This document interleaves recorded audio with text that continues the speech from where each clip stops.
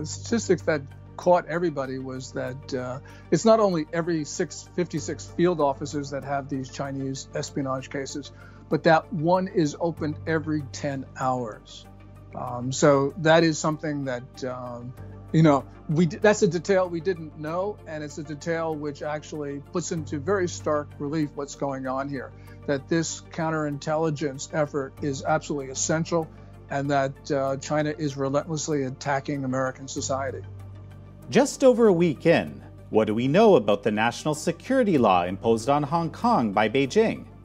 How is the Chinese regime becoming increasingly belligerent internationally, from its border with India to the South China Sea? And how does the Chinese Communist Party mine and use the data of Americans? Should the US ban Chinese-owned apps? In this episode, we sit down with political commentator and China analyst Gordon Chang, author of The Coming Collapse of China. This is American Thought Leaders, and I'm Jan Jekielek. Gordon Chang, such a pleasure to have you back on American Thought Leaders.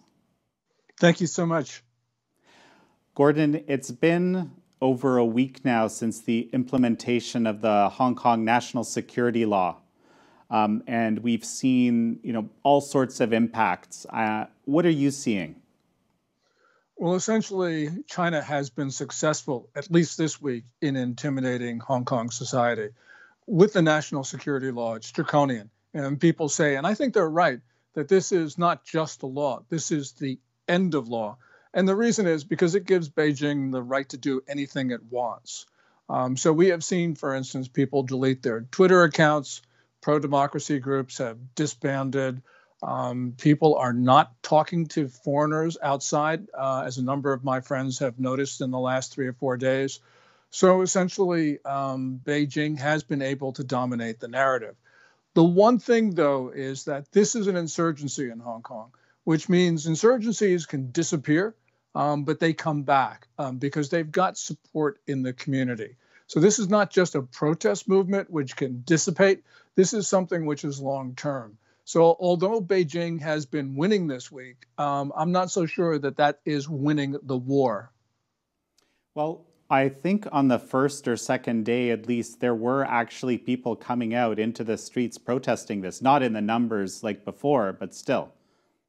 Yeah, on July 1, which marks the handover of the territory from Britain to China, there has been a July 1 march every year since 1997. This year, it wasn't permitted for the first time. But nonetheless, you did have thousands of people come out. And also on July 1st, you had 370 arrests. 10 of those were under the national security law. And as we're finding out, that law is being implemented strictly because the first person arrested is going to have his hearings in October, and there's no bail. So clearly, China intends to take people off the streets permanently. And clearly, there are a number of things that can occur because China's security services have the right to roam Hong Kong free of interference from the Hong Kong authorities. So they will do what they want, and this could get much worse before it gets better. Well, there's this Article 48 of the National Security Law, the Office of Safeguarding National Security. Tell me about that. Yeah, the Office for Safeguarding National Security is essentially, it can set its own jurisdiction. It is not subject to Hong Kong law. And so it can essentially do what it wants. And as we saw a couple days ago, it established its own headquarters in the Metro Park Hotel in Causeway Bay, essentially took over a building, and it is going to operate free of any constraints from the Hong Kong authorities or Hong Kong law. And this is going to be extremely draconian because these guys can do what they want. This is sort of like Third Reich type security services. Now, this Office for Safeguarding National Security has issued its first implementing rules under Article 43, giving the Hong Kong police the authority to do whatever they want. So, for instance, warrantless searches, freezing of assets. They can demand that internet companies remove content. They can demand that organizations outside of Hong Kong actually turn over material, though I don't know how they're going to enforce that. But nonetheless, its powers are extremely broad. And as we're going to find out, its powers are going to get broader and broader over time. You know, as you're describing it, it reminds me of the 610 office, the extrajudicial organization charged with persecuting the Falun Gong all these years. Yes, and people have also compared it to the Gestapo. Yeah, this is a group that's got to be feared. Now, there's also this Article 38 of the National Security Law, which, you know, frankly, in my reading, you know, could it be that our conversation right now is actually potentially criminalized? It seems to apply, you know, broadly, extraterritorially. Can you tell me about that? Sure. I'm going to violate Article 38 right now. I believe that people in Hong Kong have the right of self-determination. Now, that's a clear violation of the national security law, because that would be secessionist or subversion, whatever you want to call it. But, you know, what are they going to do? The problem is for Hong Kong right now is that countries are starting to recognize the extraterritoriality of this law. And Canada has actually suspended the application of its extradition treaty with Hong Kong. And I think other countries are going to follow. Clearly, you know, the United States, for instance, has a extradition treaty with Hong Kong, but it's not going to be useful for the Chinese authorities, largely because this would be considered a political crime, and the United States is not going to extradite people for that. So from what we can see, I think we're going to see an isolation of China and Hong Kong because of this. But nonetheless, this one thing, Jan, tells us something critically important, and that is China's moves have no bounds. They want to criminalize behavior everywhere. They want to determine what is acceptable conversation and thoughts everywhere. And so we've got to recognize the breadth of Chinese ambition. You know, before I talk a little more about the suspension of the extradition laws, which I think is interesting, Australia and Canada, actually, let's talk about that briefly. So Australia has done it now. Canada has done it.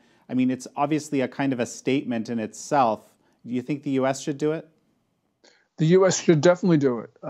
There are a number of things the U.S. has done already in terms of imposing costs on Hong Kong for this law. But there's a lot of other things we can do. And one of them, of course, is going to be the Hong Kong Autonomy Act. That has provisions for sanctions of Hong Kong officials who have been eroding authority. And that's not a great cost for China. But the one thing it can do, though, is it can impose costs on financial institutions that maintain accounts with sanctioned officials.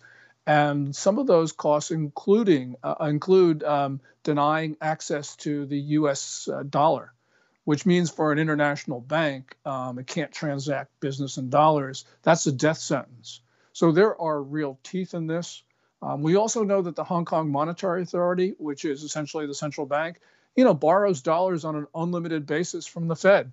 And the U.S. could close that window down. So there's a number of things that we can do, and we can ramp up the pressure over time. I think that we need to do it because China's made it very clear that they are going to subject Hong Kong to basically semi-totalitarian controls. They've started on that road, and it doesn't seem like they're going to pull back unless the costs from the international community are higher than the benefits that they perceive they get from fully taking over Hong Kong. Well, you know, I want to talk about a number of these initiatives. There's so many things, right, that are going on simultaneously. It's almost very difficult to keep track. But still talking about Hong Kong, what is the impact of this law on big tech and how big tech functions there? Well, what Twitter, Facebook, and Google did was they announced 2 days ago that they would no longer honor user data requests from the Hong Kong government. And a number of other apps have done the same as well, including, interestingly, Zoom. And in perhaps the most astonishing development of all, TikTok, which is owned by a Chinese company, ultimately has decided not to do business in Hong Kong and basically abandon a very expensive lease for which it's going to pay a lot of money.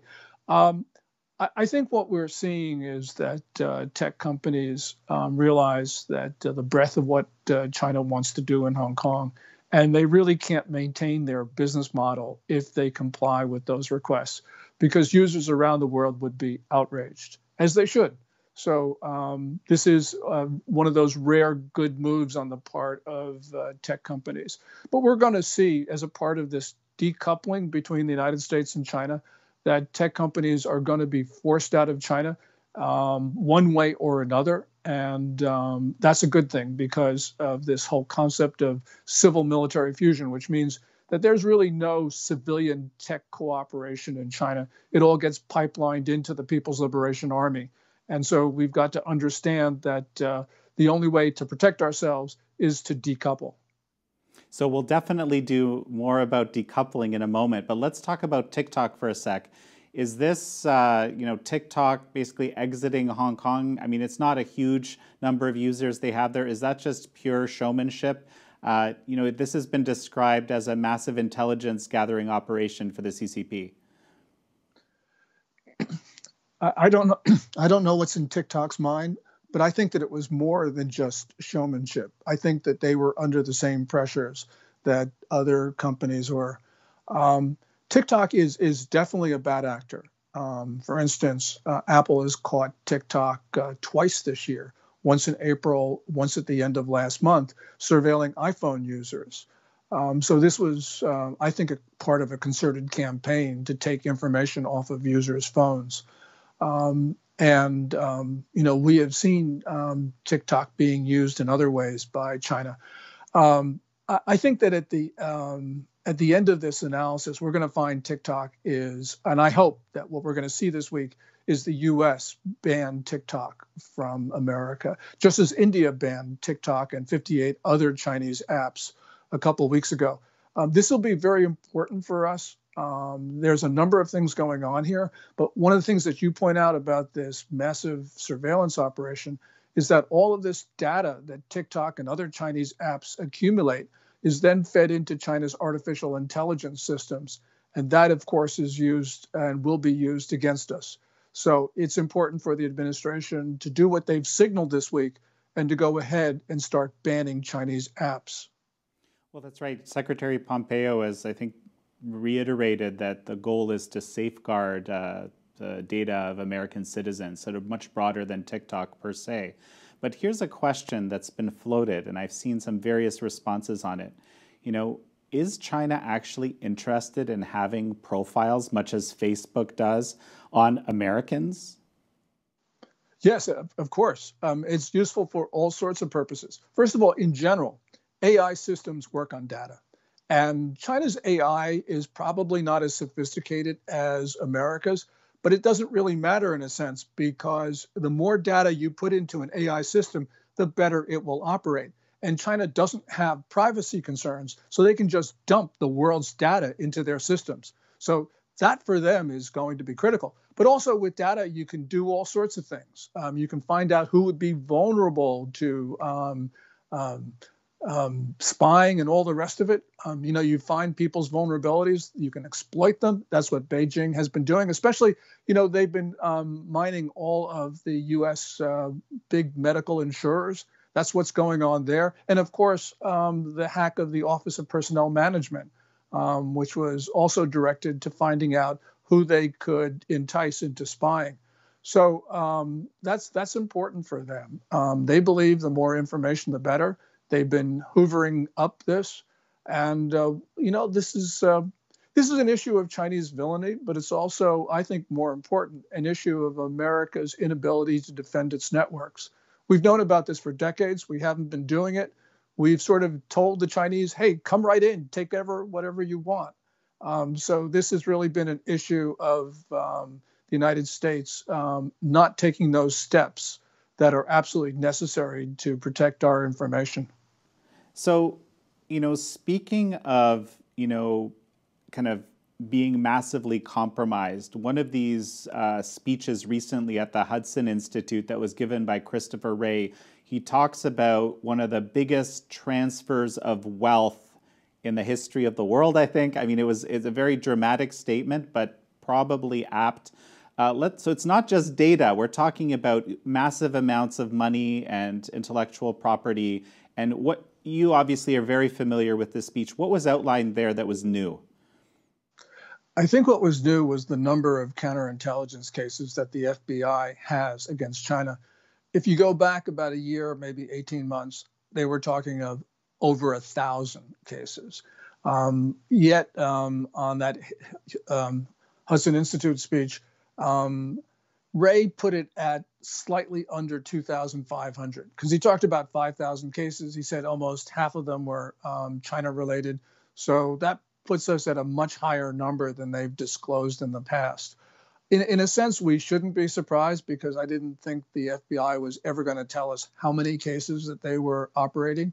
But the thing that was the statistics that caught everybody was that it's not only every 56 field offices that have these Chinese espionage cases, but that one is opened every 10 hours.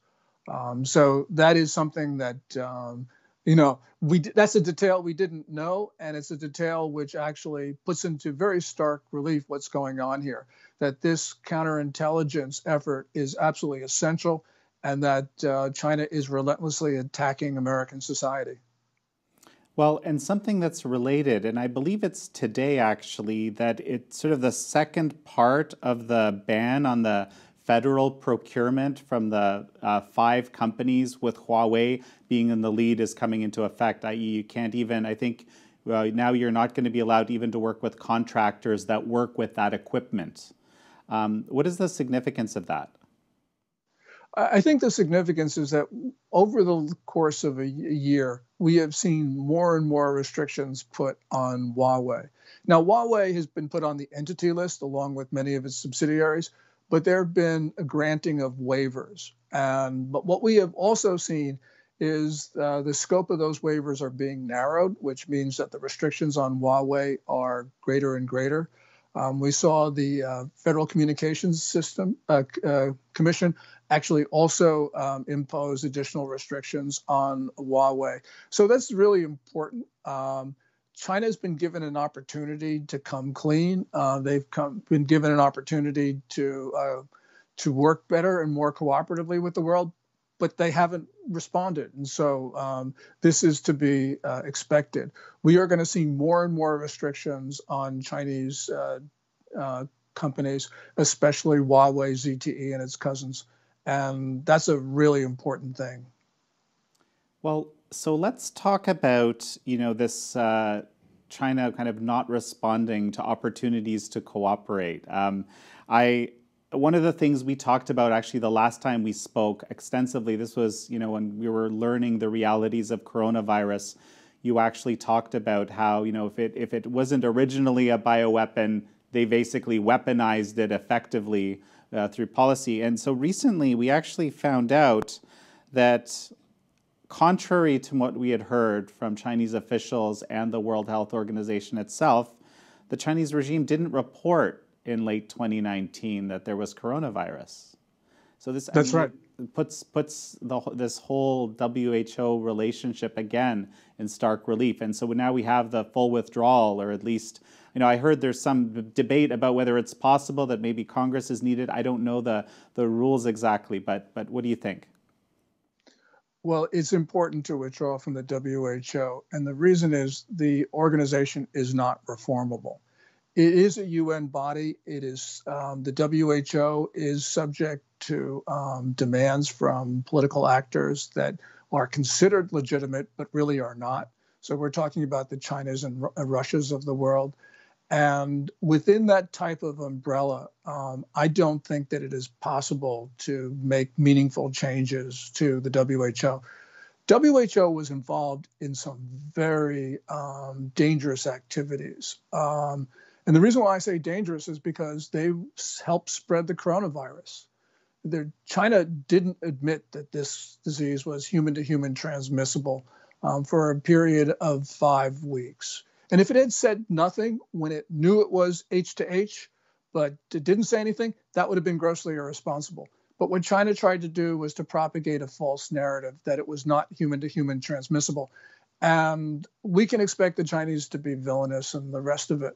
But the World Health Organization helped propagate that narrative to the rest of the world with its January 14th tweet.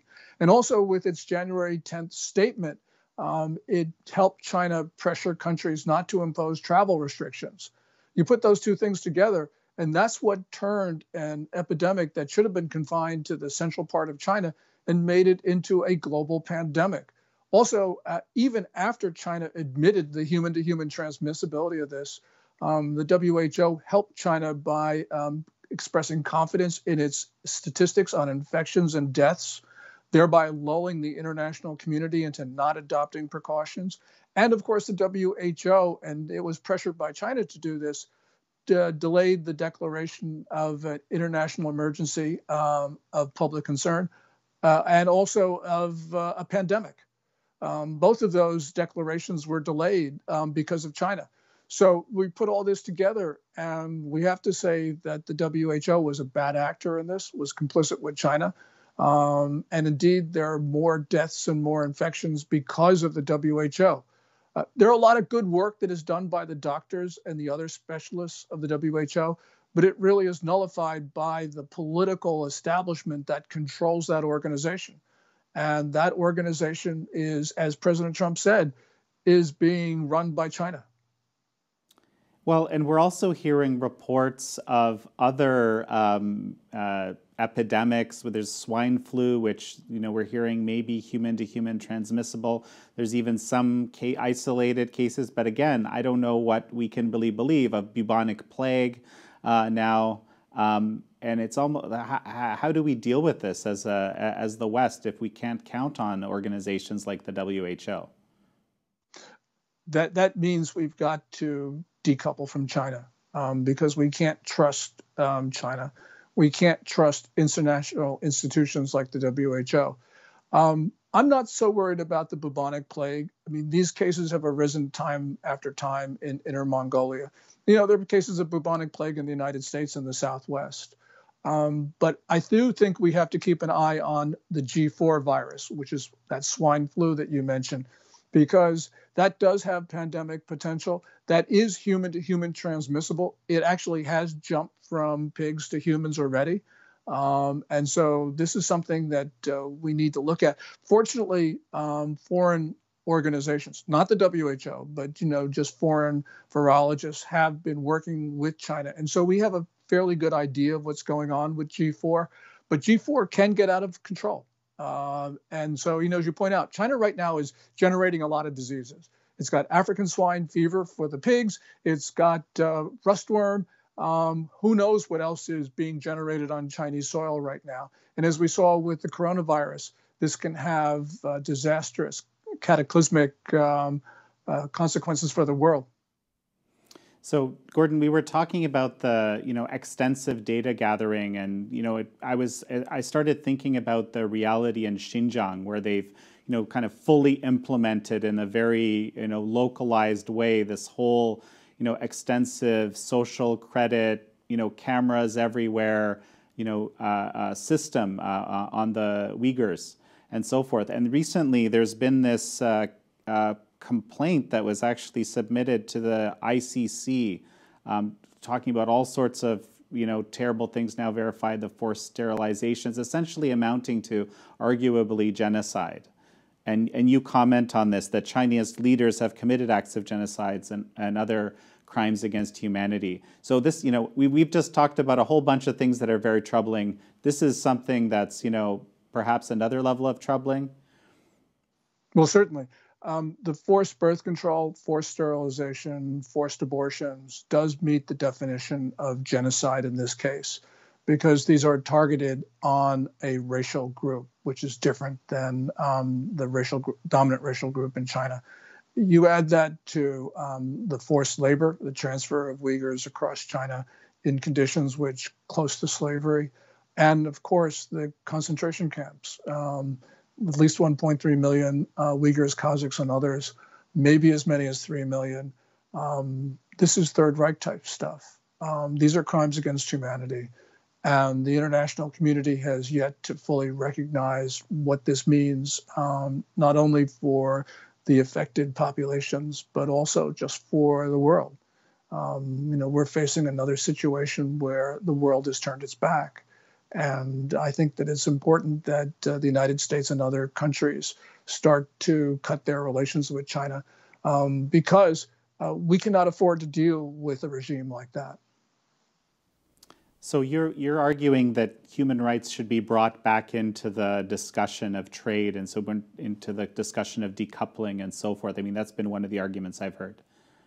Yeah, if for no other reason. If China were a perfect citizen, but was committing genocide and maintaining the concentration camps, the world should have nothing to do with China. But of course, that's not the state. What we're seeing China engage in a range of very belligerent and provocative actions. On the night of June 15th, killed 20 Indian soldiers. Indian troops are defending themselves, but we got to remember that the Chinese are not only in areas that are south of the line of actual control, in line of disputed areas. Chinese troops are actually in undisputed Indian territory. So, you got the boat bumping and other incidents in the South China Sea, East China Sea, the increased tempo of dangerous intercepts of the U.S. Navy in the global commons, the repeated threats to invade Taiwan, all of these hostile words, these disinformation campaigns directed against the United States and others.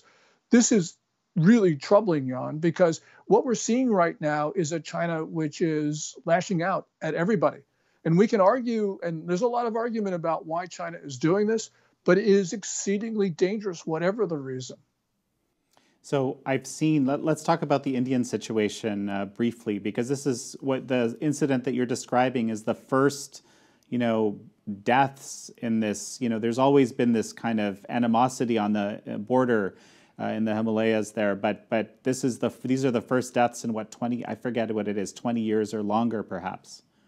I think it's since 1975. But the point is, this is decades. And we are seeing, there's been a series of incidents over the last, decade of large-scale Chinese incursions into Indian-controlled territory. This feels different. This feels much more determined. The buildup on the Chinese side is greater than we've seen in the past. And as I mentioned, it occurs at a series of other troubling incidents. So, we've got to be concerned that this is very different than what we've seen in the past. If I could put this into context for a second, China doesn't believe our warnings. And that's understandable because the U.S. has issued all sorts of warnings to China over the decades and not followed up. And so, of course, the Chinese, they hear what we say and they say, oh, that's just America. We don't have to worry about that. This really brings us back to the period starting in 1936 up into 1939, where London and Paris issued warnings to the Third Reich. And of course, being the way they were, they didn't impose costs. And so we get to the summer of 1939. Hitler is threatening to invade Poland, and Britain and France say, if you do that, we're going to go to war. We know from the German archives that Hitler didn't believe London and Paris. And why should he? Because they were issuing these series of warnings and not doing anything about it. And so he felt that he could safely invade Poland and that Britain and France would stay on the sidelines. Well, we know what happened. And the point is that this is an exceedingly dangerous time because we have to teach China for the first time that our warnings actually mean something. And that means that the risk of miscalculation on the part of China is extremely high, especially because they have an aggressive leader. So that's what's at stake here. And it's a question of, you can talk about South China Sea or India or whatever, but the point is that Beijing right now is in a position where it believes it can do what it wants. And the international community has been pushed too far. And that is the time of great danger in history. And that's why I'm so concerned about this particular moment. Well, and I'm even seeing Indian analysts and numerous ones, and this is something I hadn't seen before, basically saying we have to do something that effectively makes China lose face, make it very clear to them that they can't do what they did before, that this is essential, otherwise we're just going to get more of this? Yes, I mean, there were 20 Indian soldiers that were killed on the night of June 15th. It's believed that the number of Chinese soldiers was in excess of that. Beijing is only admitting to, I think, one death, that of an officer. And this goes into this issue of losing face. But more important, what India is doing by cutting economic ties with China is going to have a far greater impact. Because, as I mentioned, TikTok and those other Chinese apps are no longer going to be supplying data to China. This is going to affect the value of these companies because they can no longer do business in what will soon become the world's most populous state, if it isn't already. And of course, China is losing an important market. Now, if it loses the United States as a market at the same time, this is really going to affect, I believe, Chinese behavior. But we have got to act right now because this is one of those moments where I think is a hinge for history. So, Gordon, again, speaking of that, area way up in the Himalayas there, another thing we just learned recently is that the State Department intends to implement the Reciprocal Access to Tibet Act. What is the significance of that? Well, this means we're going to put visa bans on Chinese officials who have prevented Americans from getting access to Tibet. So it is indeed reciprocal. It's not a major cost imposed on China, but it's a symbolic one. And as we know, symbolism is so important for an insecure, hostile regime like China's. So they take this with a great amount of consequence. I think that this is a great thing to do, but obviously we need to do more because, the crimes against humanity that are now occurring in the northwestern part of the country, what the Uyghurs call East Turkestan, those have been the same types of tactics used in Tibet. So we don't hear about Tibet as much. I'm glad we're starting to impose costs, but we need to do much more because the situation in Tibet, like it is in Xinjiang, is dire. Well, so let's talk about this decoupling. And actually I wanted to kind of get your take because I know this is something you follow quite closely. I saw you, discussing the Senator Rick Scott's Prime Act recently. That's more about, basically getting production into the United States. But we also have had, this recent press conference with the president of Mexico, America and Mexico getting closer together. Actually, let's talk about that briefly. So can we expect that Mexico will be doing more decoupling and kind of recoupling with the U.S.? I think that with the U.S.-Canada-Mexico agreement, we're going to see much closer integration with our two neighbors in terms of manufacturing. This, of course, started with NAFTA and now with the new agreement. I actually think that we are going to see an effort to get factories out of an intensified effort on the part of the administration to get factories off of Chinese soil, and not onto American soil, at least into this hemisphere, which helps us anyway. We had all those businesses in Central America that left for China when China joined the World Trade Organization in 2001, and that destabilized those communities, which is the reason why we had those caravans. If factories go back into Central America, it means that Central Americans are not going to be moving through Mexico and China to get into the United States, and we'll have a much more prosperous and stable neighborhood. So that's a really good thing for us. We've seen and heard Larry Kudlow on a number of occasions talk about granting 100% tax write-offs for American companies that are taking their factories out of China and onto U.S. soil. I sort of expect to see something like that in the announcements this week because Kudlow has talked about this consistently. So it seems like it's hardening into policies.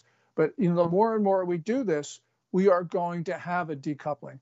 And incidentally, the other thing that's going on at the same time is that the Phase 1 trade deal signed January 15th looks like it's in trouble. It may not be over as Peter Navarro, the National Trade Director, says, but nonetheless, it looks almost over because China is not meeting its purchase commitments to the United States. It's well behind schedule. And that, of course, is the core commitment on the part of China, as at least far as the United States is concerned. And just briefly, one of these areas of decoupling, which is, perhaps one of the biggest national security risks, is the medicines, right? That the precursors to the medicines were produced something to the tune of 90% within China. Do you know anything about the process of, repatriating some of that production, or at least, getting it onto friendlier shores? It's not happening. Navarro has talked for a long time about a draft executive order that the president would sign that would give substantial incentives for pharmaceutical companies to move production out of China. That executive order has been talked about and talked about and talked about, and hasn't seen the light of day. Now, we know that trade groups and also the chambers of commerce have been lobbying intensely against those provisions. So we'll see what happens this week about whether that's included in the raft of executive orders that have been promised. I hope that indeed it is, because this is just an unacceptable situation where China can hold the United States hostage. It's not like this is a theoretical risk. We've gotten bad medicines from China in the past, especially heparin, and Americans have died because of this, and we have done nothing. So again, this is another issue of China being a bad actor, but it's also another more important issue of American leadership not defending the United States. And China has frankly threatened the U.S. around this, something about drowning the U.S. in a sea of coronavirus in one of the mouthpiece media. I mean, this isn't like a casual thing, right? Yeah, that particular statement, I think it was March 3, it came from Xinhua news agency, which means it was official. So drowning the United States into a, quote, mighty sea of coronavirus is official. So let's talk about this this Prime Act, which I saw that you're getting behind and you think is important. This is something we've been covering a lot. Is this type of repatriation of manufacturing and so forth? Are any of this legislation or related legislation, is that having any impact at this point? I think that it eventually will have an impact, but not now. I mean, the one thing that the Prime Act does, which I think is critically important, is that it will require websites to include country of origin information. So, for instance, if you go onto Amazon right now, you can buy a lot of stuff, but you don't know where it comes from. And what we need to do is actually start to include that information so consumers can make a choice. Consumers can decide not to buy something from China. And this is one of those things, in conjunction with many other things that we must do, that will help to decouple. Because I believe that American consumers eventually will make the right decisions. And by the way, this is not just a political issue. This is an issue of quality, because we know that a lot of the stuff that we buy from China is very poorly made. Gordon, we've seen in the last couple of days, we've seen the Chinese foreign minister basically talk about how China doesn't intend to impose itself on the world as many like you and me suspect it intends to, or with I think strong evidence.